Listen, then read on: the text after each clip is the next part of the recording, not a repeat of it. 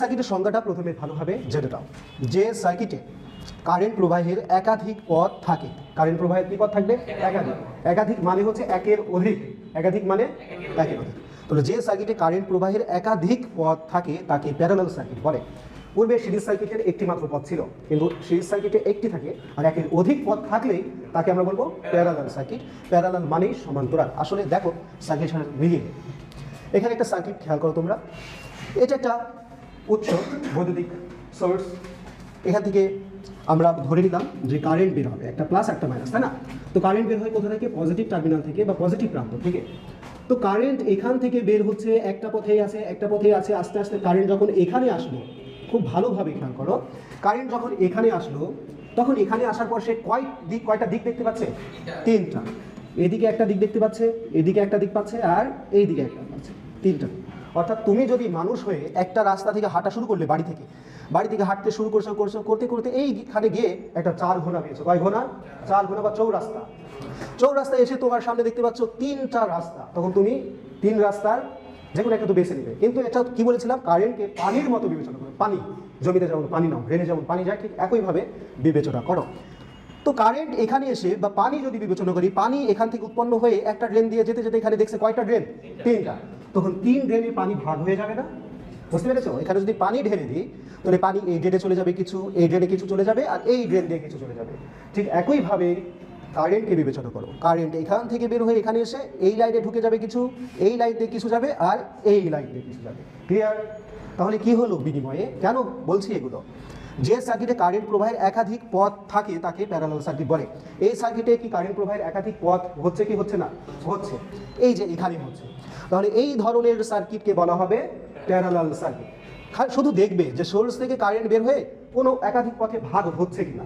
যদি কারেন্ট বিভিন্ন পথে ভাগ হয়ে যায় বা বিভিন্ন লাইনে ভাগ হয়ে যায়, তাহলে শিওর হয়ে যাবে সেটা একটা প্যারালাল সার্কিট। পূর্বে কি ভাগ হচ্ছিল? সিরিজে হচ্ছিল, কিন্তু এখানে ভাগ হয়ে যাচ্ছে। তো ভাগ যখন হবে, এখানে তুমি দেখতে পাচ্ছ আবার একটা তার হয়ে গেছে না? তো কন্ডিশন কি? কারেন্ট এখানে ভাগ হয়ে এইদিকে যেটা যাবে, এইদিকে যাবে, সবগুলো লাইনে এসে আবার এখানে কি হবে? জমা হবে। জমা হয়ে আবার এক তার দিয়ে ব্যাটারিতে চলে আসবে। তাহলে ভাগ হলো শুধু কোথায়? এই জায়গায়। তাহলে এই অংশটাকে বলা হয় প্যারালাল সার্কিট। ক্লিয়ার? উদাহরণ দিয়ে আরেকটু বুঝাই দিই। মনে করো তোমার কাছে কারেন্ট আছে 7 অ্যাম্পিয়ার বা পানি আছে 7 লিটার। কারেন্ট দিয়ে বোঝায়, পানিটা না আগে। 7 অ্যাম্পিয়ার কারেন্ট এখান থেকে বের হয়ে এই দিক দিয়ে গেল, মনে করো 3 অ্যাম্পিয়ার। এই লাইন দিয়ে কত গেল? 3 অ্যাম্পিয়ার। এই মাঝের লাইন দিয়ে গেল ধরো আবার 3 অ্যাম্পিয়ার বা 2 অ্যাম্পিয়ার ধরে। তাহলে বাদ বাকি 2 অ্যাম্পিয়ার কোন দিক যাবে? নিচ দিয়ে। তাহলে 7 অ্যাম্পিয়ার কারেন্ট ধরে নাও এখান থেকে বের হয়ে এখানে আসলো 7, 7-এর ভিতর থেকে এখানে গেল 3, এই বরাবর 2, এই বরাবর 2। তাহলে এই সব কারেন্ট এই বরাবর এখানে এসে এখানে আবার কত হয়ে যাবে? 7 হয়ে যাবে বা 7 লিটার পানি হয়ে যাবে, হবে না? অর্থাৎ প্যারালাল সার্কিটে কারেন্ট ভাগ হয় ঠিকই, কিন্তু আবার কোনো জায়গায় মিলিত হয়। মিলিত হয়ে 7 আস্তে আস্তে আস্তে আস্তে কোথায় চলে আসবে? ব্যাটারির নেগেটিভ টার্মিনাল। তাহলে প্যারালাল সার্কিটে কারেন্ট প্রবাহের একাধিক পথ থাকে বা একের অধিক পথ থাকে। এটাই হচ্ছে মূল কন্ডিশন। তো আশা করি তোমরা এই চিত্র অনুসারে সংজ্ঞাটা ভালোভাবে বুঝে নিয়েছো। তো এখন আমার উদ্দেশ্য হবে তোমাদের প্যারালাল সার্কিটের বৈশিষ্ট্যগুলো ভালোভাবে মনে করে দেওয়া। সিরিজ সার্কিটের বৈশিষ্ট্য যখন দেখেছিলাম, কারেন্ট কীভাবে থাকে, ভোল্টেজ কীভাবে থাকে, রোধ কীভাবে থাকে, ঠিক একইভাবে প্যারালাল সার্কিটে কারেন্ট কীভাবে থাকে, ভোল্টেজ কীভাবে থাকে, রোধ কীভাবে থাকে আমরা দেখব এবং সূত্রগুলো মনে রাখবো, যেগুলো পরবর্তীতে অঙ্ক করার ক্ষেত্রে আমাদের অনেক উপকারে আসবে। যারা বুঝতে পারবো না তারা অঙ্ক পারবো না, স্বাভাবিক। তো অলরেডি একটা বৈশিষ্ট্য তোমরা বলে ফেলেছো সংজ্ঞা অনুসারে, সেখানে কি কারেন্ট প্রবাহের একাধিক পথ থাকে। কারেন্ট এখানে এসে এখানে যেটা উৎপন্ন হয় সেটা কি কারেন্ট? I current. ধরে নিলাম সোর্স থেকে যে কারেন্টটা উৎপন্ন হয় সেটা কি কারেন্ট? I current. সেই আই কারেন্ট হয়ে কারেন্ট এখানে 3টা পথে ভাগ হচ্ছে। এই দিক দিয়ে যে কারেন্টটা যাচ্ছে ধরে নিলাম সেটা I1, এই লাইন দিয়ে যেটা যাচ্ছে ধরে নিলাম সেটা I2, আর এই বরাবর যেটা যাচ্ছে ধরে নিলাম I3। এখন তোমরা বলো তো, এই আই কারেন্টই 3 দিকে ভাগ হয়ে গেল না? তাহলে আই কারেন্ট যদি আমরা পেতে চাই তাহলে কি করতে হবে? 3 কারেন্টকে কি করতে হবে? যোগ করতে হবে।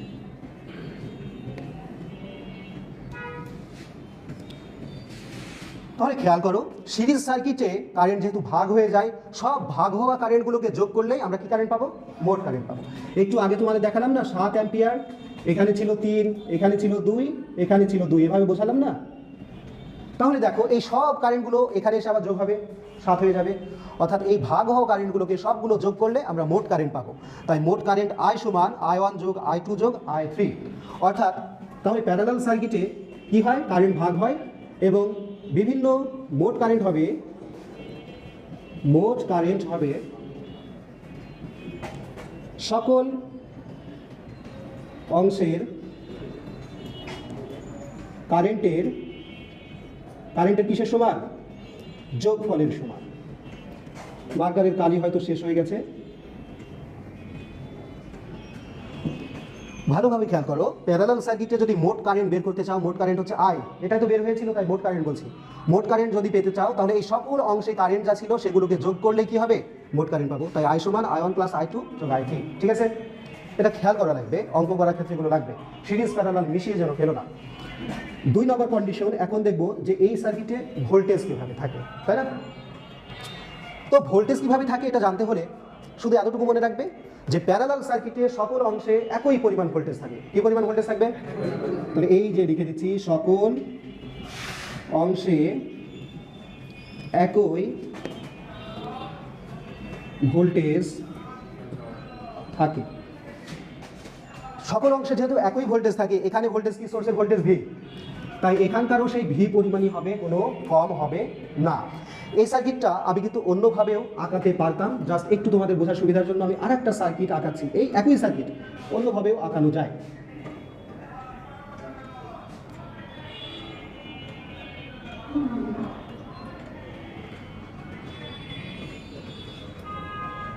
এই যে এই সার্কিটটা আর এই সার্কিটটা একই সার্কিট, কিন্তু তোমাদের কাছে মনে হচ্ছে আলাদা, কিন্তু না, একই সার্কিট। কেন এটা একই আমি পরে দেখাবো, আজকে যেহেতু প্যারালাল সার্কিটের বৈশিষ্ট্য দেখাচ্ছি তাই মেনে নাও, জেনে নাও।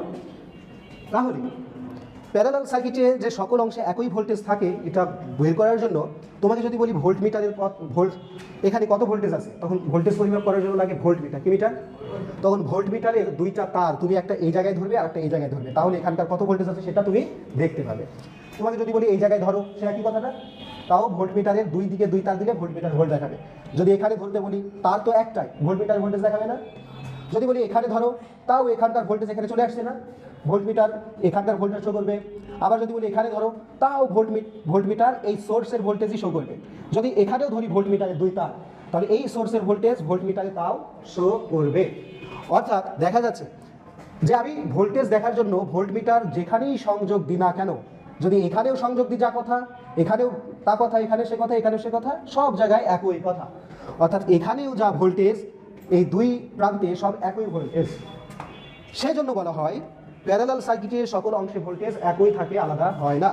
এখন যদি তোমাকে বলি যে R1 এর ভোল্টেজ পরিমাপ করো, তখন তুমি কি করবে, একটা ভোল্ট মিটার নিবে, দিয়ে R1 এর এই মাথায় একটা ভোল্ট মিটারের তার, এই মাথায় একটা ভোল্ট মিটারের তার সংযোগ করবে না? R2 যদি বলি এখানে একটা করবে, এখানে একটা করবে। তো এখানে সংযোগ করা যায়, এখানে সংযোগ করা একই বিষয়, যেহেতু তারের উপর, এখানে করা একই বিষয়। তো দেখো বাই ডিফল্ট তুমি এইখানে সংযোগ করা যায়, এখানে সংযোগ করা তা, এখানে সংযোগ করা একই কথা, যেহেতু একটা তার। অর্থাৎ যেখানেই তুমি সংযোগ করো না, এই সোর্সের ভোল্টেজই তোমার কিসে দেখাবে, ভোল্ট মিটারের রিডিং দেখাবে। তাহলে তুমি R1 এর ভোল্টেজ পরিমাপ করতে গেলেও সোর্সের ভোল্টেজ দেখাচ্ছে, R2 ভোল্টেজের পরিমাপ করতে গেলে সোর্সের ভোল্টেজ দেখাচ্ছে। সেই জন্য বলা হয় সকল অংশে একই ভোল্টেজ থাকে। সেজন্য প্যারালাল সার্কিটে একই ভোল্টেজ কীভাবে থাকে আমি কিন্তু তোমাদের ভোল্টমিটার সংযোগের মাধ্যমে বুঝিয়ে দেওয়ার ট্রাই করলাম। কতটুকু বুঝলে জানি না, তবে যারা পুরনো ছাত্র তারা কিন্তু এটা খুব সহজে বুঝে যাবে। তোমরা যেহেতু নতুন একটু কষ্ট হবে, তবে মেনে নাও, বোঝার সুবিধার জন্য এটা মেনে নাও যে সকল অংশে একই ভোল্টেজ থাকে। অর্থাৎ এখানে ভোল্টেজ যদি 10 হয়, এখানেও ভোল্টেজ 10 হবে, এখানেও 10 হবে, এখানেও 10 হবে। ক্লিয়ার? এটা মেনে নাও। তো সেই জন্য এখানে সোর্স ভোল্টেজ যদি ভি হয়, ধরে নিলাম যে R1 এর ভোল্টেজকে V1, এখানকার ভোল্টেজকে V2, এখানকার ভোল্টেজকে V3। তাহলে সকল অংশের ভোল্টেজ যদি একই হয় তাহলে V সমান V1 হবে, আবার V2 হতে পারে, আবার V3 হতে পারে। এভাবে যদি আরও থাকতো সবগুলোর সমানই ভোল্টেজ হতো। তো এই হচ্ছে তার অর্থ যে সকল অংশে একই ভোল্টেজ থাকে, অর্থাৎ V1, V2, V3 সবগুলো সমান সমান, তাই সমান দিলাম। ক্লিয়ার? এখন প্যারালাল সার্কিটে রোধ কিভাবে থাকে এটা যদি আমরা জেনে যাই তাহলে এই সার্কিটের বৈশিষ্ট্যগুলো আমাদের সব হয়ে যাবে। তো প্যারালাল সার্কিটে মোট রোধ যদি বের করতে চাই যে মোট বাধা কত আছে, মোট রোধ সকল রোধের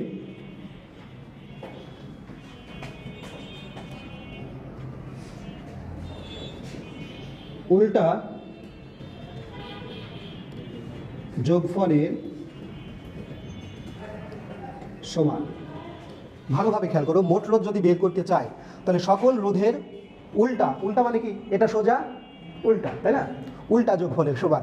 তাহলে এটা ভালোভাবে খেয়াল করো, মোট রোধ যদি আমরা আর ধরি, কি ধরি, আর ধরি, তাহলে আর কে উল্টা করে দিলে কি হবে, আরের নিচে কি থাকে সবসময়, অন থাকে না, তাহলে এটাকে উল্টা করে দিলে কি হবে, ভেরি গুড, তাহলে অন বাই আর, অর্থাৎ মোট রোধ বের করতে চাইলে অন বাই আকারে লিখতে হবে, সমান।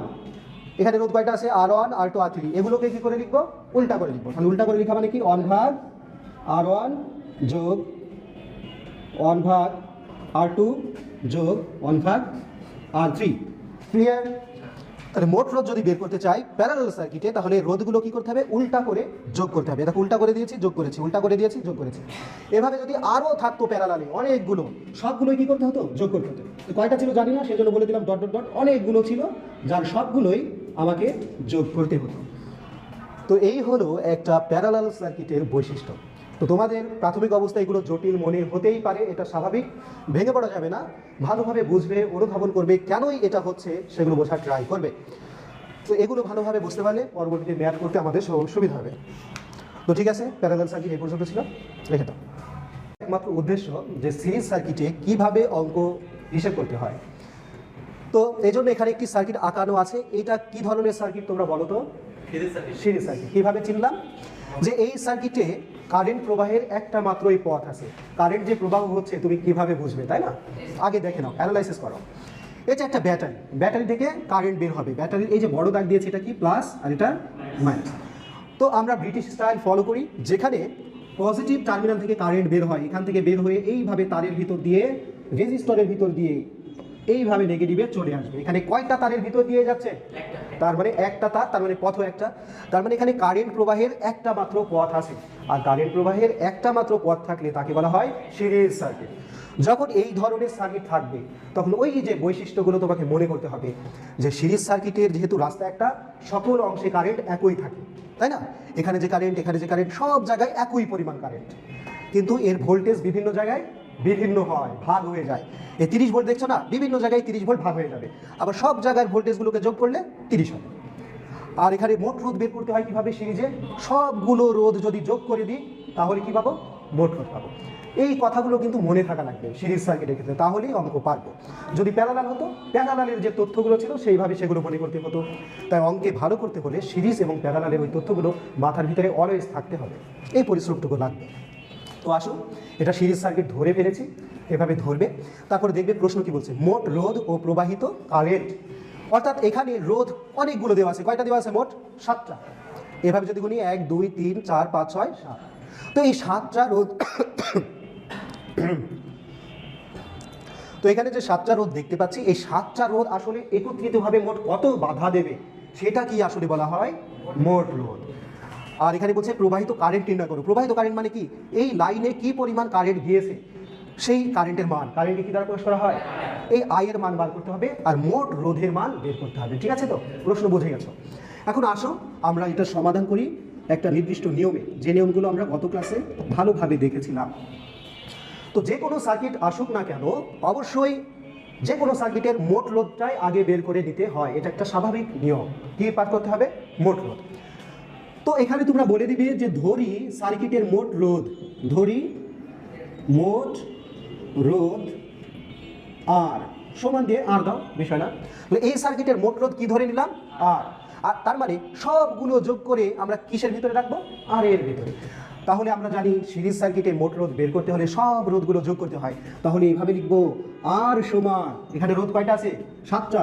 একটা হচ্ছে R1, যোগ করবো এর সাথে কি R2, যোগ R3, যোগ R4, যোগ R5, যোগ R6, যোগ R7। দেখো তো, সিরিজ সার্কিট যেহেতু, আর সিরিজ সার্কিটে মোট রোধ বার করতে বললে এখানে যত রোধগুলো দেওয়া আছে না, সবগুলোকে যোগ করলেই এই যে মোট রোধ আর পেয়ে যাবো। বিষয়টা ক্লিয়ার, খুবই সহজ।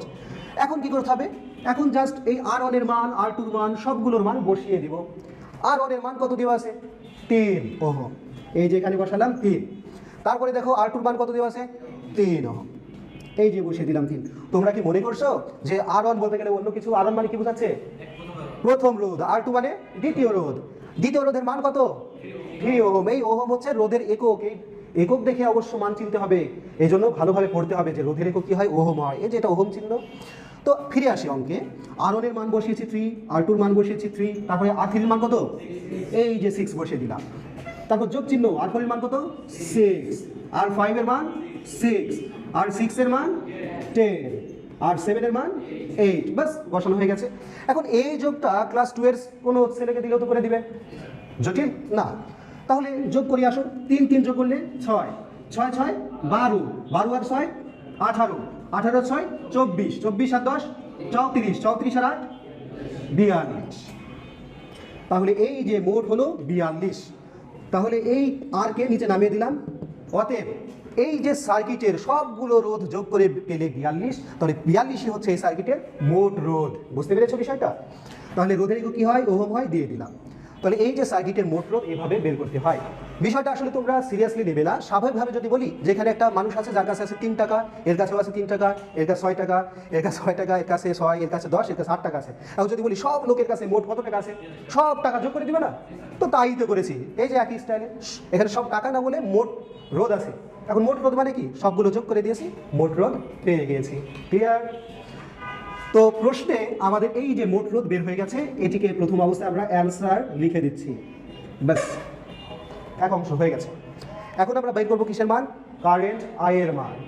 প্রবাহিত কারেন্ট, প্রবাহিত মানে কি, এই সার্কিটের ভিতরে এটা যায় তো, প্রবাহ হয় বা চলাচল করে, তাই প্রবাহিত কারেন্ট বলে। ভয় পেও না জানো আবার। তাহলে এখন প্রবাহিত কারেন্ট বের করব। যে প্রবাহিত, উল্লেখ করে দিচ্ছি যাতে সুন্দর হয়, প্রবাহিত কারেন্ট আই। এখন বলো তো, ওহমের যে সূত্রটা তোমাদের পড়েছিলাম, আই সমান কি লেখা যায়, আই সমান V by R. Very good, কি সুন্দর তোমাদের মনে আছে, এইভাবেই পড়বে। তো আই সমান ভি বাই আই আর। তো আয়ের মান তো আমরা বের করবো, ভি আবার কোথায়, আর আবার কোথায়, তাই না? এইগুলো জানতে হবে। তো এই সার্কিটের আই এখানে যদি বের করতে চায়, ভালোভাবে খেয়াল রাখো, আই সমান ভি ভাগ আর। এই ভি বলতে গেলে এই যে ব্যাটারির যে ভি দেওয়া থাকবে না, এইটাই হচ্ছে সেই ভি। অর্থাৎ কোনো সার্কিটের এই শুরুতে যে কারেন্টটা বের হয়, এটা যদি বের করতে চায়, ব্যাটারির মোট যে ভোল্টেজটা দেওয়া থাকবে সেইটাই হবে সেই ভি।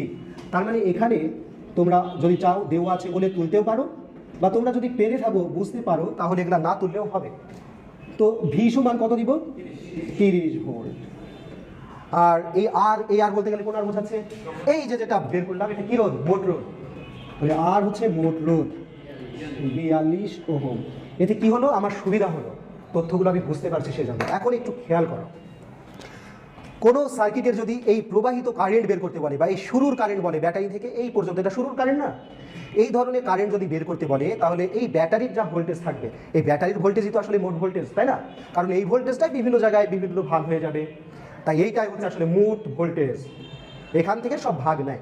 তাহলে এই প্রবাহিত কারেন্ট আই বের করতে চাইলে মোট ভোল্টেজকে এর মোট রোধ দ্বারা ভাগ দিতে হয়। মোট রোধ কত, 42, আর মোট ভোল্টেজ কত, 30।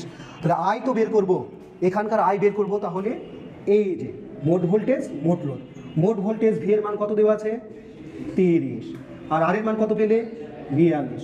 এই ভাগটা যদি করো তাহলে কি হয়ে যাবে, হয়ে যাবে। তো ভাগটা করলে কত হবে, 0.71, 0.71। অতএব আই সমান, বা প্রবাহিত কারেন্ট আই সমান 0.71। কারেন্টের একক কি হয়, অ্যাম্পিয়ার। কি অক্ষর দিতে হয়, এ অক্ষর দিতে হয়। তাহলে হয়ে গেল এই সার্কিটের প্রবাহিত কারেন্ট, আর এটি হচ্ছে আমাদের অ্যান্সার। তো দেখো, ভেরি সিম্পল একটি অঙ্ক, জাস্ট নিয়ম জানতে হবে যে সিরিজে কীভাবে হিসেব করতে হয়, কারেন্টের সূত্র, ওহমের সূত্রটা ভালোভাবে জানতে হবে, তাহলে এই কোয়ালিটির অঙ্ক আসলে কোনো বিষয় না। তো ঠিক আছে।